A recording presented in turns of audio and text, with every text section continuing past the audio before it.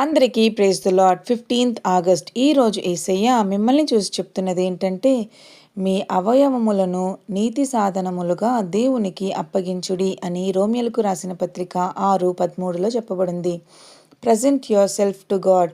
మిమ్మల్ని మీరు దేవునికి అప్పగించుకొనుడి అంటే మన జీవితంపై దేవునికి మొదటి స్థానం ఇవ్వడం, మన చేతులు మంచి పనులు చేయడానికి, మన నోరు మంచి మాటలు మాట్లాడడానికి, మన హృదయం ప్రేమించడానికి ఉపయోగపడాలి. కాబట్టి ప్రియమైన బిడ్డలారా, పాపానికి మన జీవితాన్ని అప్పగించకూడదు. మన శరీరం, మనసు దేవునికి సమర్పించాలి. చిన్ని ప్రార్థన. ప్రియమైన పరలోకపు తండ్రి, నీకు స్తోత్రాలయ్యా. నా జీవితంలోని ప్రతి భాగాన్ని నీకు సమర్పించుకుంటున్నాను తండ్రి.